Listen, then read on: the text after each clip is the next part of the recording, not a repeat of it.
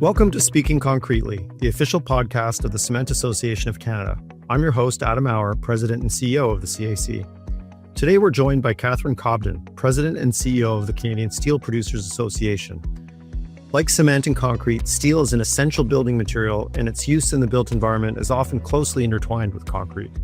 Also, like cement and concrete, steel is navigating significant pressures to modernize and innovate, to strengthen its role in building major Canadian infrastructure, and to chart a credible and competitive pathway to net zero by 2050.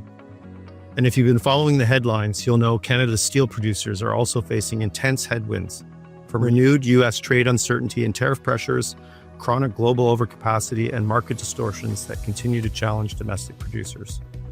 So today, we'll try to unpack what it all means for steel, for concrete, and for Canada's economic future. Catherine, you have a lot on your plate, so thank you so much for taking the time to join the podcast. Adam, thank you so much for having me. I'm very much looking forward to the conversation. Yeah, me too.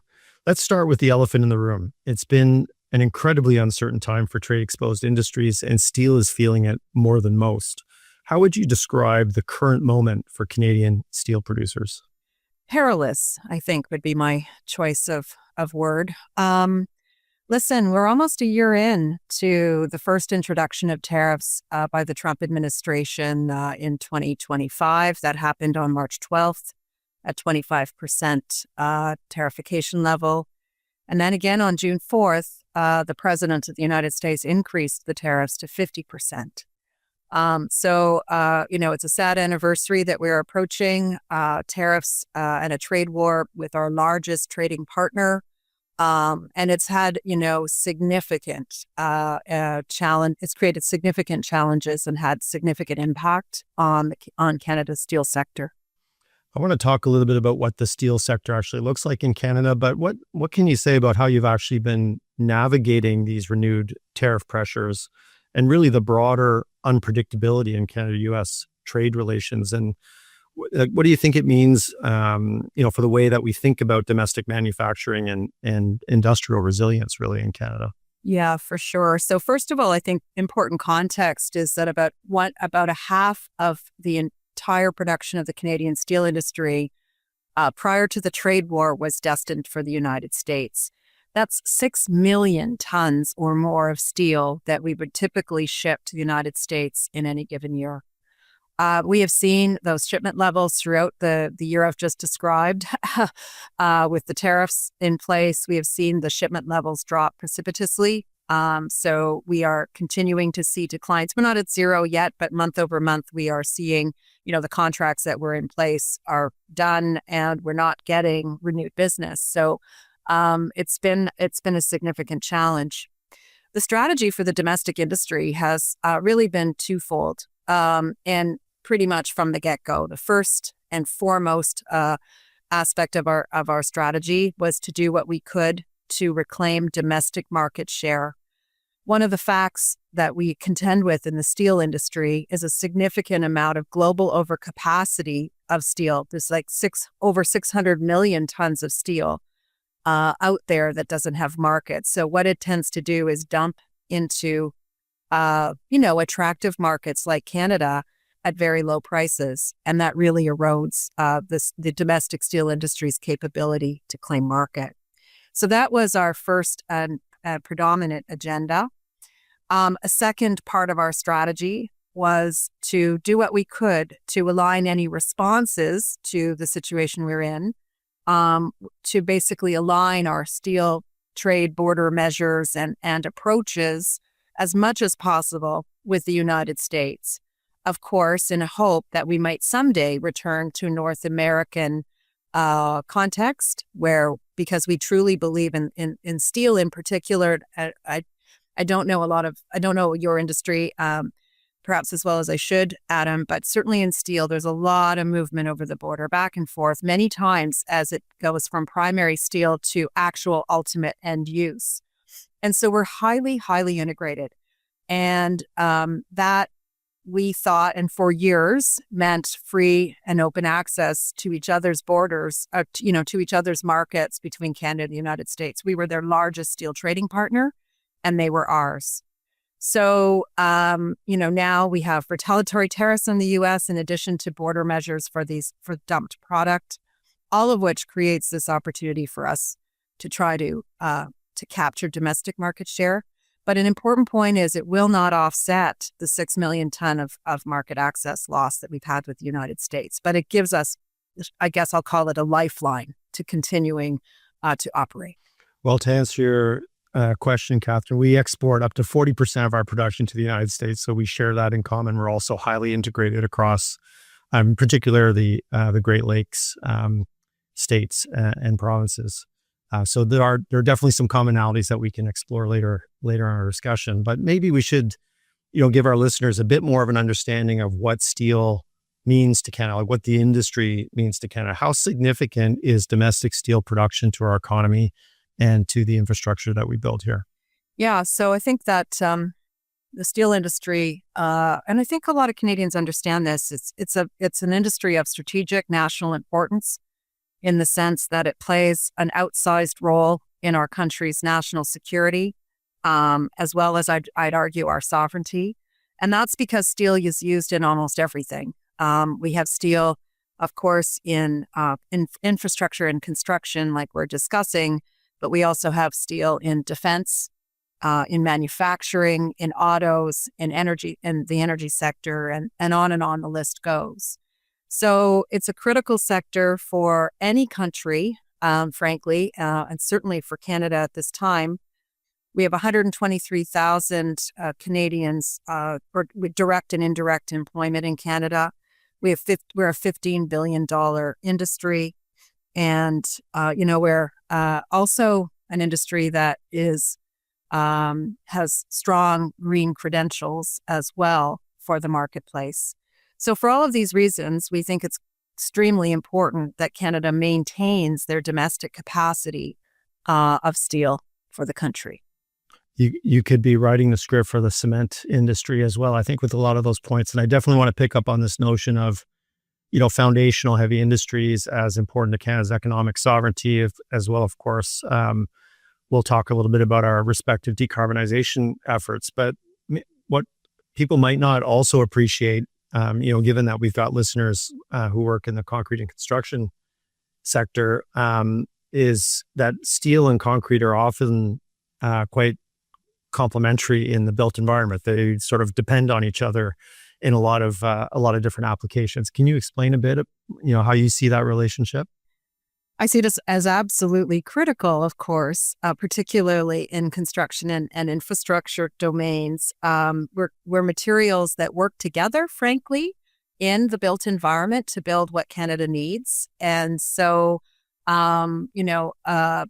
part of the reason why I was really excited to join this podcast was because I think we have, as you're alluding to, we have a lot in common, but also our stakes are intertwined and our futures are intertwined given how our materials are used together. A perfect example, and this one will not be, I think, will be easy to recognize by the listeners, is the role of, reinforcing bar in concrete. So there's a really explicit example of how our materials correlate in the built environment. Yeah, maybe we can get a little bit specific. There's a lot of talk right now about building more housing, renewing infrastructure, strengthening Canada's economic resilience, both domestically in terms of, trade infrastructure, defense infrastructure, and also, of course, the whole trade diversification conversation. But, from your perspective, what role does Canadian steel play in getting that done? And how do you think that building materials like steel, like cement, we could also mention wood, need to play more closely together in that national project? Yeah, I think that we have many steel products that we produce in the country from our primary steel sources, and they go into many, many products and applications that are fundamentally important to the build out of Canada and frankly, the journey we're on. So whether it's, the electricity, the transmission lines or the electricity lines, or whether it's the energy pipelines or bridges or hospitals or defense infrastructure or ports, you name it, steel is fundamentally important to that. And in many of those applications, we're right there alongside concrete and cement. So it's a strong, I'd say our role in housing is probably less than yours, but we do, and less than woods, but we certainly play a role there too in specific applications. But in big industrial settings or in big infrastructure settings, we're fundamental. And of course, steel's also in the cars that people drive. So people will recognize steel from that perspective too. We haven't figured out a way to put concrete in cars yet. Yes, exactly. So there are places where we are where you aren't, but there are certainly a lot of places where we both of our materials coexist, and to your point, in a mutually beneficial manner. Yeah, of course, cars can drive on concrete. Correct. Which we definitely encourage as a very durable and resilient solution for horizontal infrastructure. You mentioned this notion of economic sovereignty, and before we turn to some of the other things that I've got on my list to chat with you about, this is a really important one for me personally. We've been thinking a lot at the Cement Association about the role of cement and concrete, and I would say building materials in general as part of that economic sovereignty project. We should be thinking about building materials like we do about energy. There's nothing that in this economy that doesn't depend on energy, and in the same way, there's nothing in the economy that doesn't depend on building materials, whether it's manufacturing facilities or hard infrastructure or housing. And it brings me to sort of a very topical sort of policy conversation around Buy Canadian or domestic sort of purchasing policy. Why do you think it's important that we build infrastructure with domestically produced materials? So I think that it's really important not to think only about the industries, but also that would support the Buy Canadian policy, but also the supply chains, the value chains, the broader sort of value creation that comes together when you rely on Canadian supply chains. So, there's more at stake than just low cost. There's also quality of life. There's also economic resiliency. There's also, ability to produce what the country needs at the time that the country needs it. There's not being reliant on others to supply key inputs into very critical projects, that sort of thing. So as a nation, I think those are some fundamental tenets that we need to be mindful of. I think the Canadians in general understand this as we see Canadians, making choices where they can to buy Canadian in grocery stores and the like. This is really no different than that. That's an inherent understanding that there are broader values right along the supply chain and the value chain of buying Canadian, whether it's, one product or another. It's still, there's this creation of good jobs, these underpinnings of a good economy, et cetera, around policies of this nature. And one of the values you mentioned earlier, which I think is relevant here, is sustainability or the climate contributions that our respective industries can make. And like the cement sector, the Canadian steel industry is committed to net zero by 2050. And I think it's fair to say that we share many of the same opportunities as well as obstacles in realizing that commitment. Tell us a little bit about what the transition to decarbonize steel looks like in practice, and sort of what kind of major steps or milestones do you see between now and 2050 to get there? Yeah, so definitely. First of all, I guess, today, Canadian steel is some of the greenest in the world. So we are benchmarked broadly around the world from many other steel producing nations. And for all sorts of reasons, the Canadian steel industry is ranked very, very high on performance around low greenhouse gas emissions. So we have some of the best green steel available at very good quality. We do share a similar aspirational goal of being net zero by 2050, as you folks do. There's really no silver bullet or straight line to get there. Significant amount of technology, of access to green inputs, of clean electricity, that kind of thing are required to get there. So in a lot of cases, the green supply chain, if you will, doesn't exist for our aspirations. So it's not just our immediate operational needs and what we might need to adopt on our operational footprint for greening, but also greening further than we already are, but also are the key inputs sufficient, like green electricity, green and clean, fuel supplies, green iron supplies, for example. There are greener supplies out there, but not available at the scales. Green hydrogen, those sorts of examples of things that, and then there's technological solutions kind of at the end of the steelmaking process, like carbon capture and utilization and storage, that are also not ready. So it's quite an exercise, if you will, a lift to see all of these things advance. But we thought it was extremely important to articulate our aspirational goal, not only because we have a leadership position in the world on green, but also because we do need to facilitate those transitions in many other aspects that feed our business. So by kind of leading by example, this is our goal, but to get there, we're going to require all of these inputs to also undertake that transition. I want to ask a little bit more about some of the innovations that are underway or necessary that you're alluding to here. But maybe before we start there, one of the sort of big issues that we both face as emissions intensive trade exposed sectors is, of course, the issue of carbon leakage. The notion that if we squeeze too hard on domestic manufacturers, we end up reducing production here at the expense of all of the economic benefits, but also at the expense of carbon emissions, because we'll be importing effectively those emissions from jurisdictions that don't share the same clean economy aspirations.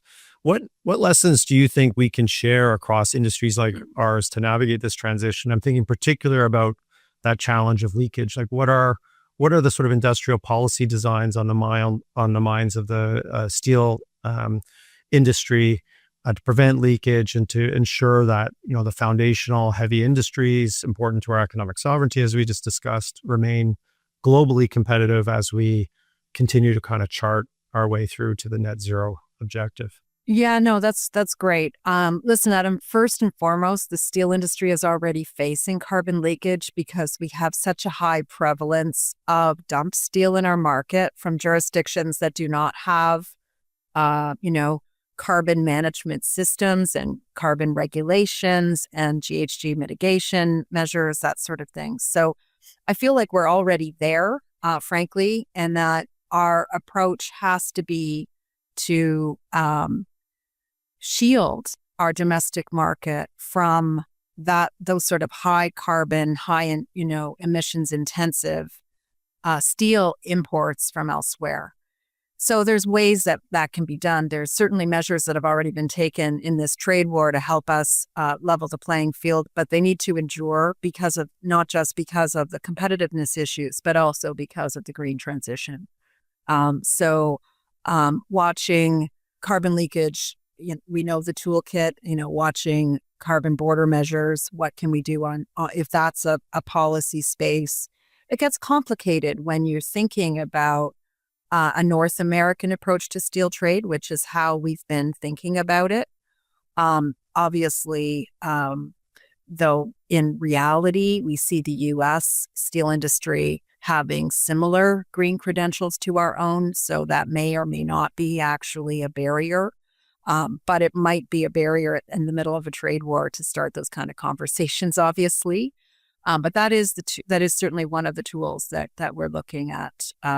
But the Buy Canadian helps with that regard, as I've already alluded to, and the trade measures that have been put in place against dumped steel at our borders also supports that objective. It just wasn't necessarily designed with that objective in the lead position. Yeah. And maybe a third one that I would add is around sort of the financing supports for innovation, right? And I think both our industries have benefited to different degrees from some of the existing mechanisms that different levels of government have put out there in the innovation space. But maybe you can tell us a little bit from steel perspective, What are the biggest technological shifts that you see underway? Despite some of the challenges and technology readiness that you mentioned earlier, what are the sort of bright lights that you're seeing right now? Yeah. Yeah, no, that's excellent. I have to say, by the way, to your financial supports point, we couldn't agree more. We think that there's a lot more work that needs to be done to create that decarbonization incentives and incentive environment for for the investments that we're going to need. Um, but to your question about, innovation and where are the bright lights and where is the positive? Well, the first thing I want to highlight is the collaboration that's going on between the steel industry and researchers across the country.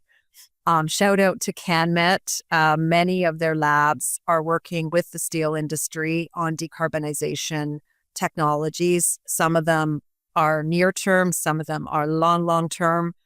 They run a gamut of, biochar and replacements of different forms of energy in the steelmaking process, et cetera. But it's an amazing thing to behold when you bring together researchers from a broad spectrum with the steel industry on the challenge of our aspirational goal and what can be done. So, we have developed a short-term, short, medium term, and long-term research agenda with those researchers that get at many different aspects of the transition that are required from the steelmaking process. And that's, again, that's, a certain percentage of the lift, Adam. But as I mentioned earlier, the bigger percentage of the lift is access to clean electricity, hydrogen, other externalities, if you will, to the steelmaking process. But we definitely have a lot going on within the steelmaking process itself. Well, we would even say, how our materials are used in the built environment is a huge part of that decarbonization question. Absolutely. Yeah, no, absolutely. For our listeners, I'm imagining one of the most familiar sort of innovations in the sector would be this shift to electric arc furnaces in steel manufacturing. Where does that sort of fit in the grand scheme of things? Why is it seen as such a big deal? Well, so this is an option, a pathway that steelmakers have towards decarbonization, but it's not a perfect fit for everyone. And let me explain that. So we have two production types in steel: blast furnace production, or blast furnace and basic oxygen furnace production methods, and electric arc furnaces. So I don't want to get too technical, but they're two very distinct technologies. The electric arc furnace is based on 100% recycled steel scrap, so it tends to have a much lower greenhouse gas profile than the blast furnace production methodology, which relies on raw iron and other inputs and metallurgical coal, that sort of thing. So for sure, where companies are capable of making that shift, that's a very interesting one. But it doesn't apply to everyone. And the reason that is the case is when you produce steel from a recycled blend, you're introducing other factors and other contaminants. Sounds negative, but anyway, other inputs in there that mess up the very fine chemistry required for steels, especially at very high qualities. So at the end of the day, steelmaking is extremely sophisticated chemistry. So anything that's introduced in there that upsets the chemistry for particular requirements of the market creates a challenge. So I'll give you an example, though, how we have one company in Canada, Algoma Steel. They did blast furnace to electric arc furnace conversion. They have been working away at it for a number of years. The final blast furnace closed down in, I believe, January of this year. The electric arc furnace had come online prior. That transition is very specific to Algoma Steel and the customer base that they have and the properties that they make and the properties they need to meet for their customers, as well as their steel product supply mix, which all steel plants make a wide array of products. So Algoma Steel was able to made the decision to make this transition, had the supports and the vision to do that, and by doing that, they saved the public record, I don't have anything else to confirm this, but the public record is they've saved about 3 million tons of emissions through that conversion. So it's a very significant project in the Canadian landscape. But not all of the players in the steel industry have that ability. And that's because of the requirements and the properties required in the product mixes that they produce. So there's a wide array of steel products, 590 or more of them and produced by these individual steel plants. And they must obviously meet different product specifications of their markets. So it's a very individualized approach to reducing greenhouse gas emissions across the sector. It's not homogeneous. The Algoma example is in some ways a good segue into my next question too, because you talked about how electric arc furnaces rely on recycled steel. And steel is, in fact, often described as one of the most recyclable materials in the world. How does this concept of circular economy fit into steel's future and the decarbonization journey? And maybe from a selfish perspective as well, because cement and concrete are also firmly embedded in the circular economy conversation. How do you think circularity is reshaping the public's understanding of heavy industry and where it fits in the future economy? Well, I don't know if it's reshaping it yet, but I think it should. So definitely agree that we have a crucial role to play in the circular economy. For the steel industry, we are indeed 100% recyclable. And I think one of the interesting things is we can be infinitely repurposed. And I remember, in other sectors, this just isn't the case. You may not be able to recycle your newspaper or I don't have all my facts on this, but I don't think that all these things all the other materials can be infinitely recycled. So, but the other aspect of steel's role in the circular economy comes from its scale. So, when you're at a plant that's recycling steel, you might see washers and dryers on the scrap metal pile. You might see car parts. You might see a range of things. When you have this massive scale of production of a metal, what it allows is kind of it allows the enabling of the smaller component of metals to also be recycled. So I really see steel recycling as a key enabler of all metals recycling, because we're the only one that's at major scale. So you can't get the economics to work. I'm talking about, say, something like copper. The copper wiring you might have in a washer or dryer. You can't get the economics to work at such a small level. But when you have the massive amounts that we have, then you can make the economies work. So I've been to steel plants where I've seen these scrap piles with the consumer goods, for example, on those piles. And then I've witnessed their recycling lines that pull off all these other metal streams, and they make a market out of it from there. Yeah, that's a really interesting point, actually. A similar thing happens in the cement industry when we use waste-derived fuels, for example. If we're sorting, for example, through construction demolition waste for the biogenic content, it's an opportunity to pull the gravel off of shingles to use as recycled aggregate, or to pull the nails out of the timber to, recycle the metal content. It's, none of those things would be economic without the initial impetus to derive energy content from that material. I think that's a super important point.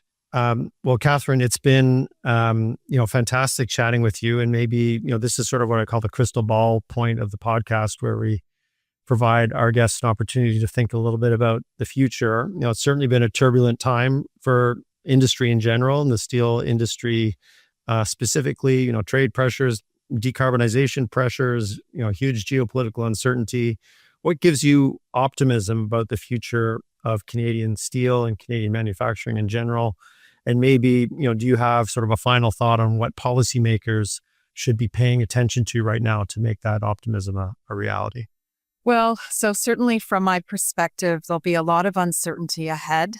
The uncertainty will continue for a sector like ours that has so for so long been reliant on the North American integration. But what I would say gives me optimism and hope and a sense of positivity is the resiliency that I'm seeing in our sector and frankly, even in our country, where our country and our sector are prepared to do things differently to meet the moment and the challenge. So I feel, that's a great place to build from in terms of being optimistic about our future. Definitely, our industry knows it's needed for the future, but our communities, our workforce, our governments, and I think Canadians even in general understand the need and the requirement to have a domestic source of steel for the role that we play broadly in the economy. So that makes me really, really encouraged. I do hope that the building out of Canada agenda that has been articulated by our federal government and provincial governments takes shape quickly and frankly, consistently with policies that have been already announced, like Buy Canadian. So all of the policy measures that have been put in place in response to the crisis in steel, we greatly support. But the issue has to be execution, implementation, and enforcement. So that's the part that remains to be seen. And that's our emphasis with governments generally moving forward is, we're going to keep an eye on the measures too and make sure they're working, but it's really about enforcing the measures and implementing the measures as fast as possible. We're going to have you back in, 18 months or so of time to check in and see how all of that execution has unfolded. Yeah. Yeah, Catherine, thank you again so much for your time and for joining us on the podcast today. Really appreciate the invitation, Adam. Thank you. Thank you to our audience for listening. And don't forget to subscribe and follow our podcast on your favorite platform. We hope to see you next time.